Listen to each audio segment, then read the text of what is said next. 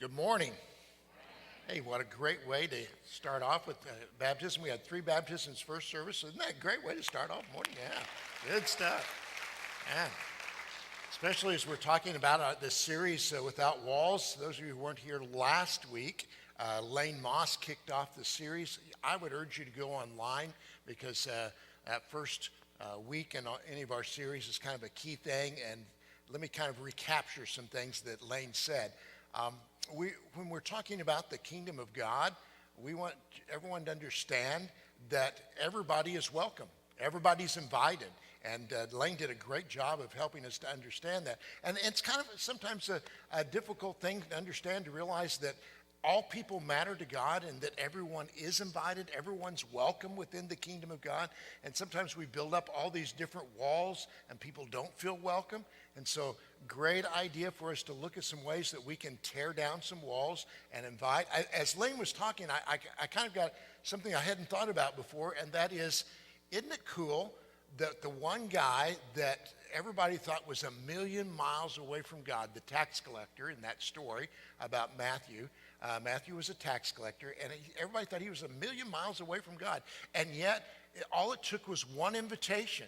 Jesus just issued him an invitation to, hey, come follow me. And he said, hey, I'm hungry for God. Let's do that. And he dropped everything he did and began becoming a follower of God. And so it's a great thing. As I was saying here last Sunday, I thought, you know what? I wonder how many other people are around me who's just an invitation away. There's just one person who needs to invite another person to let them know you're welcome.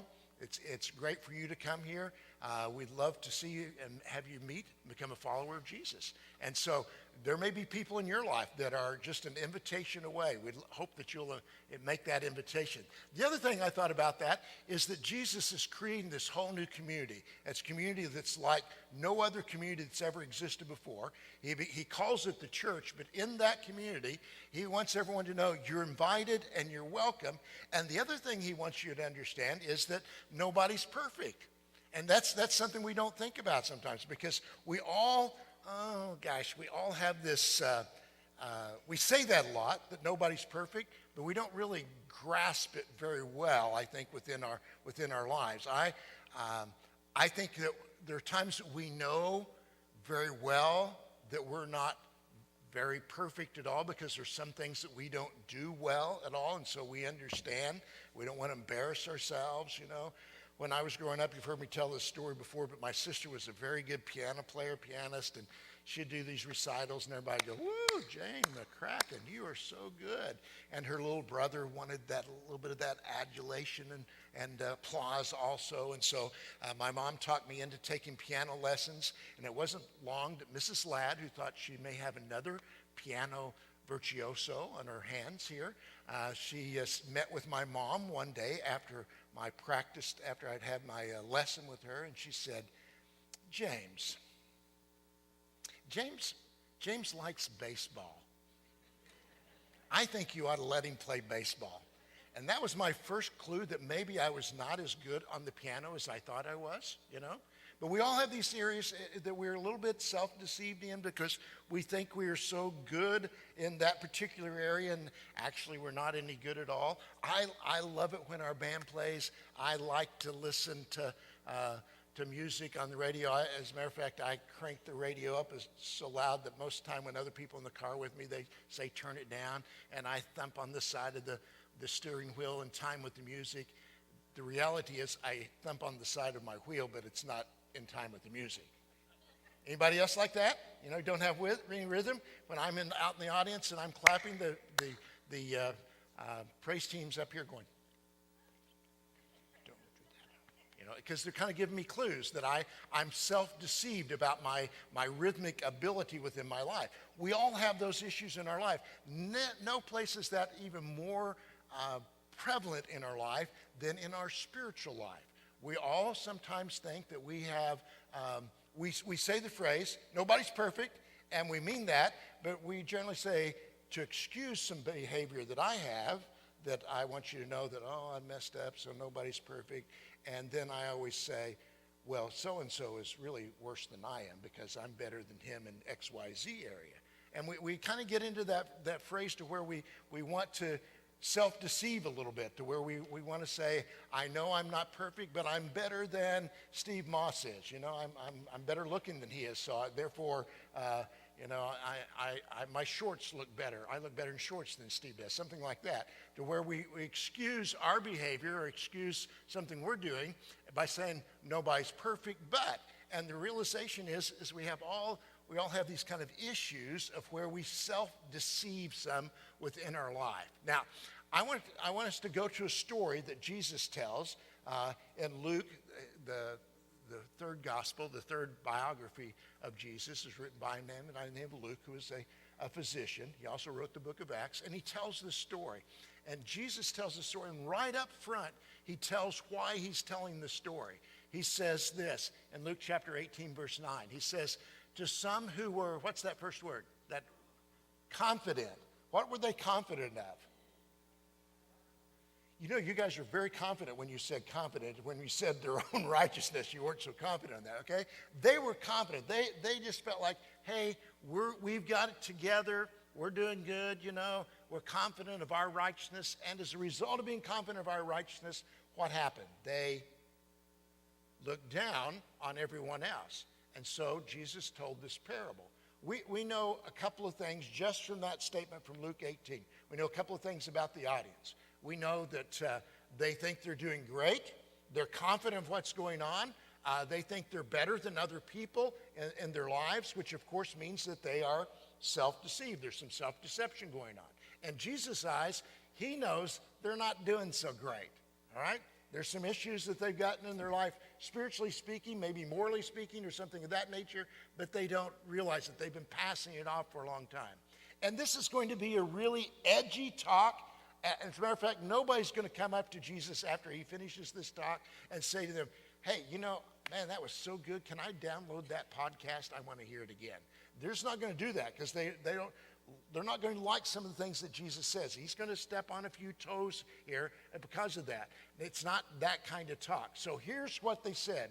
He says, 2 men went up to the temple to pray. Kind of sounds like there's some jokes that start out that way. A rabbi and a Baptist preacher go in a bar, you know, something of that nature.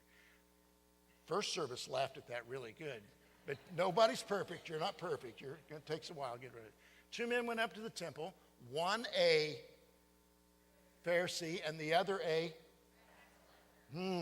everybody in the audience that Jesus is talking to. You may not grab it, but everybody in the audience knew exactly where he was going with it. They knew who the hero of the story is going to be.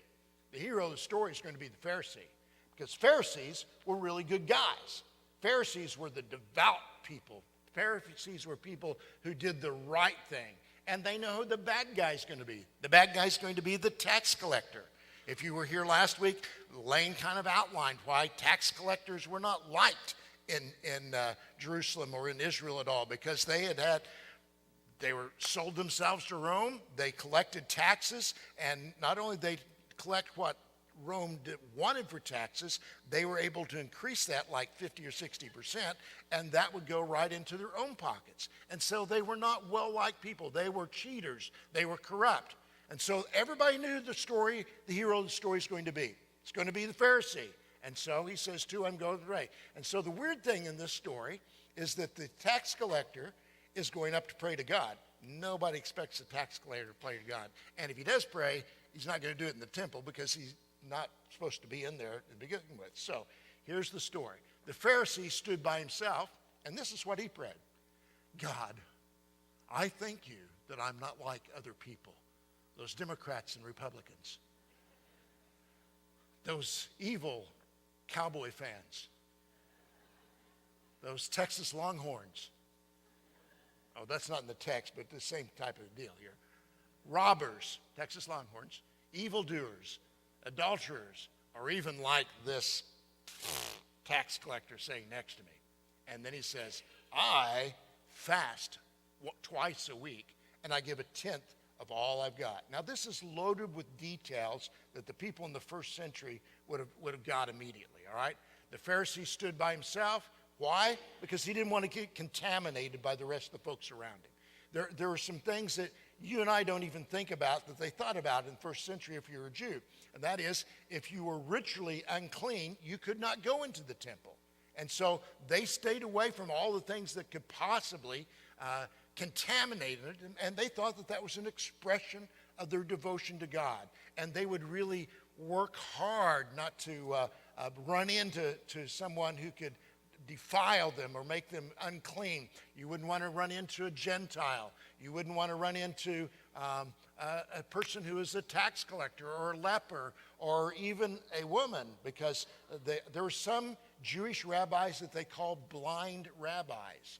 And the reason they called them blind is if they walked into the marketplace, they would shut their eyes and they would go through the marketplace because they were afraid if they looked at a woman, they might lust after her. So they wouldn't peek, you know. Of course, they unfortunately ran into women while they were doing it, and that caused them some other problems as they went along. But that's kind of what the whole idea was. So you don't get close enough to them, so you would distance yourself. So the Pharisee distanced himself from other people, not just physically, but spiritually and emotionally and personally. And they would say, thank God that I am not like that. I'm not like that tax collector over there. I'm not like that Texas Longhorn fan. I mean, how does the Pharisee know that he's doing so well? Well, it's not because he has a heart that's of love that's rightly understood. It's, I keep the rules. And he says, I fast twice a week. Well, the Old Testament law only said that you need to fast once a year on the Day of Atonement. I mean, that was the law. So like he's getting 103 extra times in the year. He's a spiritual overachiever, you know. It's not that God is saying anything wrong is wrong against fasting. This guy's just saying, I'm right, I keep the rules, so I'm better than you are. That's what he's saying. And he says, I give a tenth of all I can get. That means that not only did he tithe his crops or the money that he received as a salary, but every little pepper seed or peppercorn or dill seed that he had, he tithed every one of those. Now, Jesus is not putting down, hear me, okay?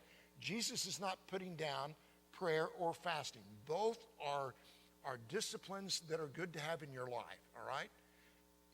Fasting, I don't know whether you've ever fasted before, but fasting can be a very positive discipline in your life, especially if you're seeking the will of God in some area in your life where you refrain from food or refrain from some activity in order to spend that time praying before God. That can be a good thing. But when you're saying, when I fast or when I tithe, I'm better than you are, I'm more devoted to God, then that's an issue with God. The things that you believe make you superior over someone else is an issue. Now again, you may or you may not be religious, you know. You may think about it in terms of your political ideology. Because you're not a particular type of party system, then you're better than the other people because you don't do all the bad things that the other party does, you know, and so you promote your own party. But all of us have a way of saying, I know I am better than these guys over here. We all have a way of doing that, okay? So this is very universal. You can translate into whatever trend or tends to happen within your heart. That's the Pharisee. Then there's the other guy. He's the tax collector, all right? The tax collector stood at a distance. He could not even look up to heaven, but he beat his breast and he said, God, have mercy on me, a sinner. Now the tax collector separates himself also. He separated himself because he knows that he's looked down on by everybody else. And in return, he probably looks down on other people also. But it's not that he separates himself because he is better, because he knows what a royal screw-up he really is. He understands he's messed up. And this bears so heavily on him that Jesus says that he will not even lift his eyes towards heaven. There's something inside of us, you know this as well as I do. There's something inside of us that when we have wronged somebody else or we have an issue with someone else, that when we feel that internal guilt's not always a bad thing, that we don't even want to meet eye contact with them. We'll avoid them. We don't want to even be around them. And so this is the way the Pharisee acts. This guy could not even look up to heaven. He beat his breast just with this whole idea. It's an extreme expression in those days of humiliation or sorrow. I mean, it's so extreme that most men were not able to do that because they were too proud to do so. And this was his prayer. Listen to his prayer. God, have mercy on me, a what? Sinner. We don't often think of ourselves as sinners unless it's in a joking way. I'm just a sinner. I'm going to do whatever I want to do. Nobody's perfect. And yet, by that statement, we're pushing sin off as if it doesn't have an impact upon our life. And the people who are hearing the story, were probably thinking, that's about right. That tax collector, he's a sinner. He's not worth listening to. You know, why would he even go to the temple and pray? That's kind of an odd idea that Jesus interjects here. This guy's in the temple. He's praying, and yet he's very humble about his prayer. And then comes the twist. Look at the text. If you've got it up in your Bible, look on the screen. This is where it's kind of, nobody sees this coming. But Jesus says this, I tell you that this man meaning the tax collector, the moral failure, the misfit, the guy that nobody thinks is a winner, he's a loser, spiritually speaking, rather than the other is the Pharisee, the guy, the devout guy, the good guy, the right guy, the good doer. In other words, the tax collector, he says, went home, what's the next word? Justified, accepted, in right relationship before God. And then Jesus kind of nets it out. And this is a phrase that describes the posture. Listen to me. This describes the posture of people whom God can work with rather than people whom God cannot work with. That runs all through Scripture. Now, when I say that, I don't mean that God doesn't want to work with, and the walls are not being put up by God, they're put up by us. And the reason God cannot work in some of our lives is because of the walls that we have erected, not walls that God has put there, but walls that you and I have put there. And James, Jesus' half-brother, says the issue is pride. And he says pride always goes before a fall. And pride hinders us in our relationship with God. And yet, James goes on to say in that 4th chapter, he says that God gives grace to the humble. And there's the difference. And so Jesus is saying, hey, the reason this guy is justified before God is that he understands there is an issue within his life, and he's not going to hide it all. And he will be willing to say, hey, he goes on to say, for those who exalt themselves will be what? Humbled. And those who humble themselves will be exalted. In other words, God can work with you. And when Jesus says this, I think everybody who was listening to him, all these people, remember, the reason he said it is because there were people who thought more highly of themselves than they ought to think. They were not thinking correctly. And all of them's jaws just went, boom, it hit the ground. What are you talking about, Jesus? This is weird. The tax collector? These people knew what it was like to be a good person. And they thought the Pharisee fit the mold there. Again, every human being, whether religious or not, we all think we know what it means to be a good person. We all know that there are bad people out there, right? Everybody knows there's bad people out there. Nobody's perfect, but I'm not like. And we have a way of exonerating ourselves. And God is only concerned at least about one person at a time, our own heart. It's not about what everybody else is doing. Anytime we begin throwing up those walls of things and thinking that that excuses our behavior, guys, we're just exalting ourselves, and we run into problems with that. All right, let's do a little righteousness audit from just the text here for just a second, all right? Can you do that with me? All right, let's put yourself back in the day, all right, in the first century. And some of you can't think back in the day. You think that means 1980s, but it's not, all right? This is like first century time here, all right?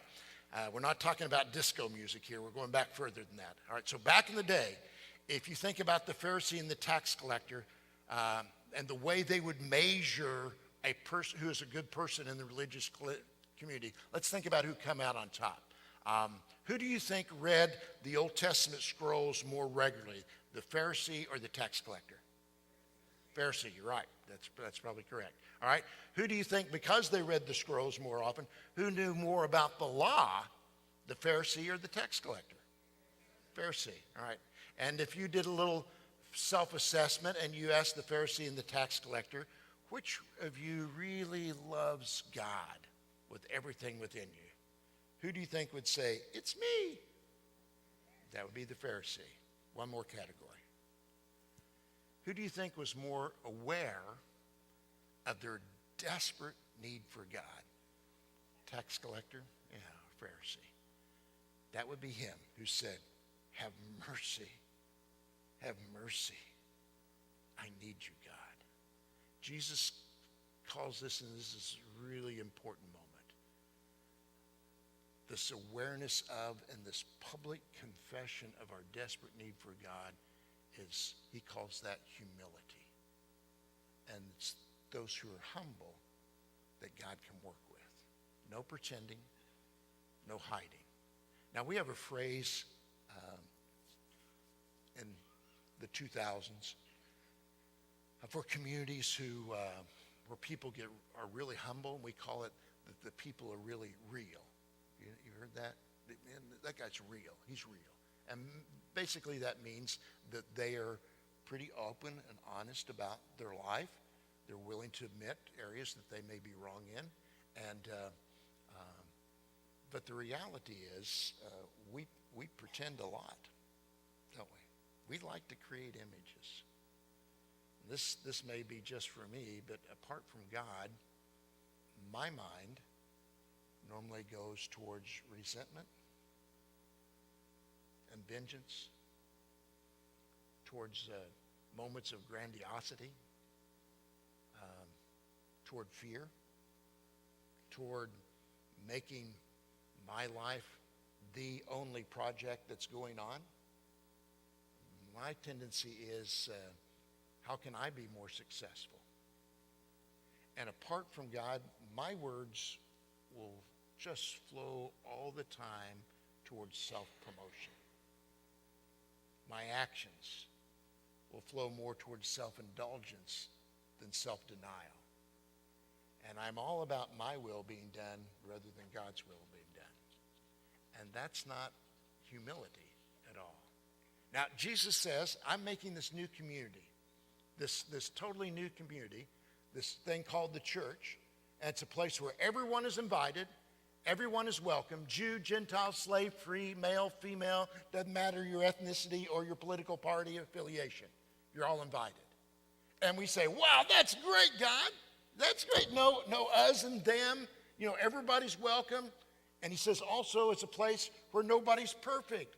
That means that doesn't mean that's like there's a shrug and indifference towards imperfections within my life. It's not we say, no big deal, nobody's perfect. No, that's costly because of my imperfections and my tendency towards self-will. That hurts a God who's perfect. And here's what it means when we say nobody's perfect. It means nobody can come pretending. Nobody can come acting like, yep, I got it all together. I have no real need problems in my life. You see, the number one rule in the community of Jesus is thou shalt keep it real. And I think that's part of why the tax collector goes to the temple. It's kind of an odd detail. I mean, why would he do that? Because I have to tell you, when people get real, when they go before other people and before God and say, God, have mercy on me. I so desperately need you.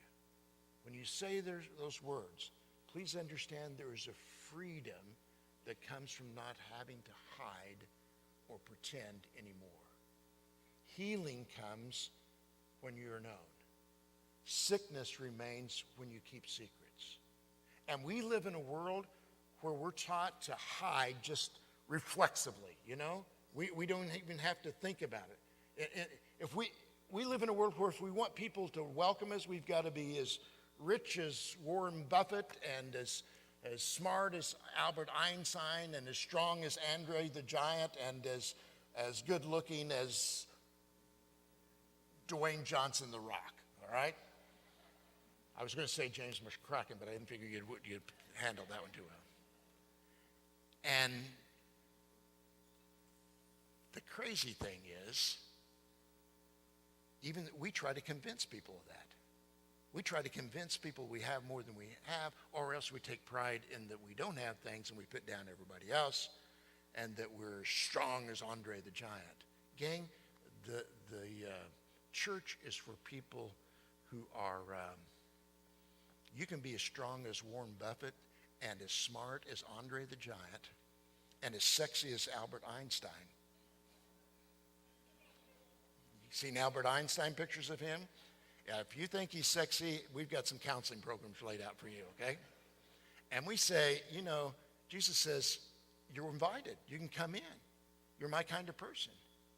And gang, for our church, listen to me, for our church to be that kind of place, we must on a regular basis remind ourselves that we are the tax collector, not the Pharisee. We are the tax collector who says from his heart, God, be merciful to me, a sinner, which means I've been following my way and my will more than I have yours, God, and it's not working. So God, I have to surrender. I have to follow your way now. And so Jesus starts this new community, and the idea is now that this is going to be a place where we can keep it real, that we can be real to one another, because it's only when you really make yourself known that you feel safe. It's only when you make yourself known and you're willing to say, hey, this is my issue, can you find the freedom that you desire to have within your life. You know, that's the common ground that we have, is that we're all sinners in need of grace. Every single one of us.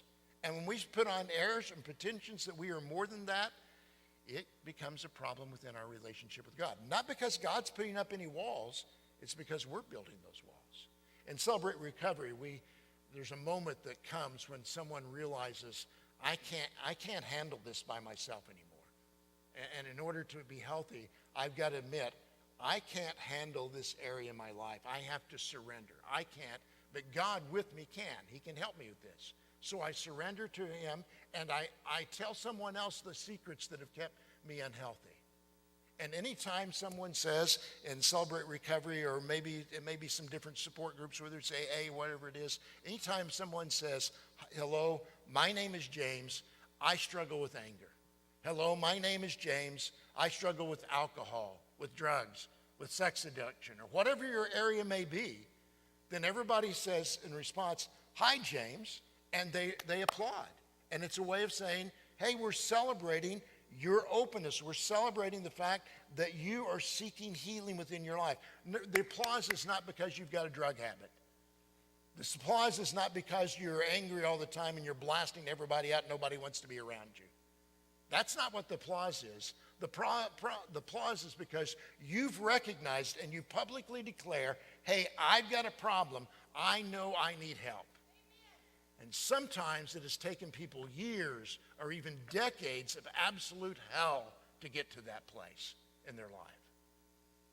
And it's so fabulous when somebody does it that people applaud that. In Jesus' community, there is abundance of empathy. Empathy. Because we know that we have been in the pit also. It may not be the same pit, but we've been in the pit. And we know that God can help us climb out of that pit.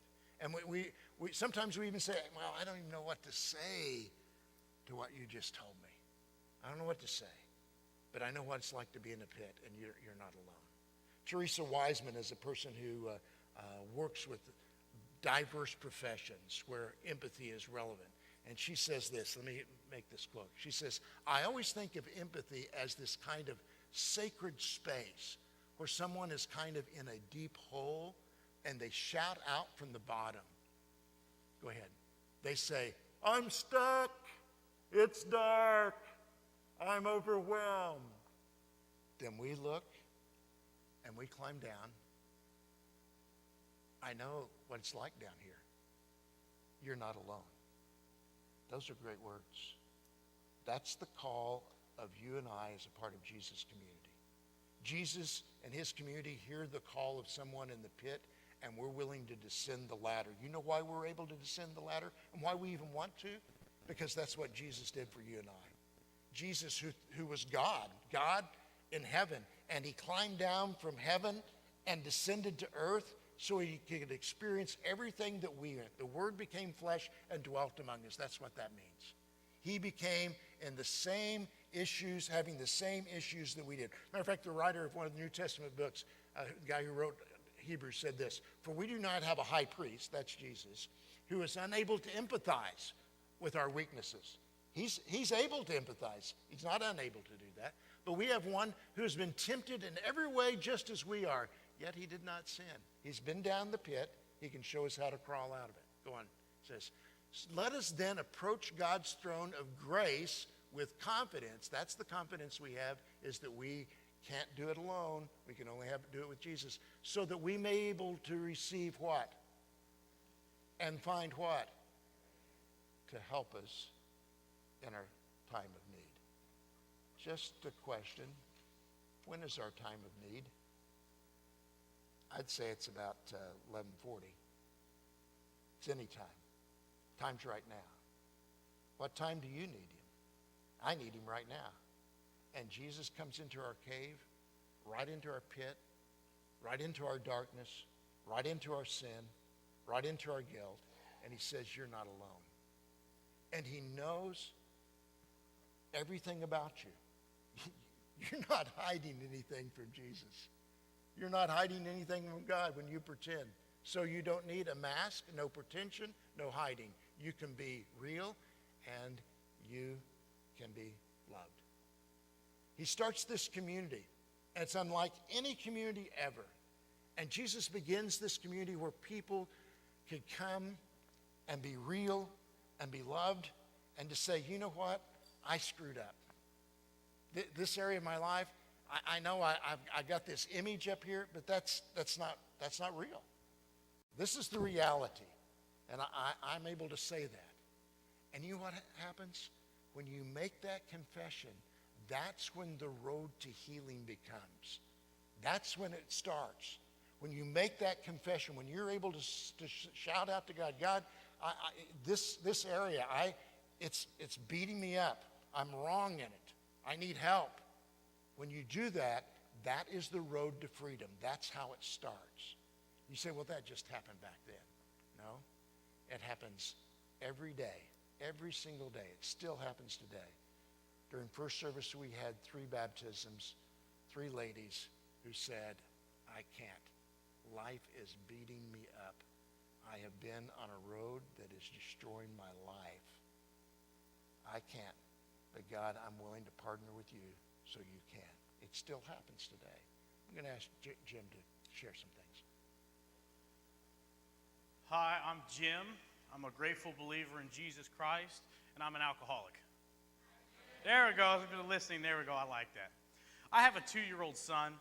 His name is Zeke, and Zeke is getting to that age where he likes to open up doors.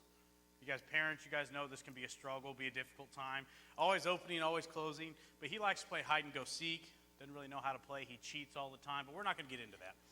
So he likes to close doors and try and hide, and I pretend like I don't know where he is until finally he opens up the door and says, "Here, dad, kind of a thing. And it's real cute and real fun.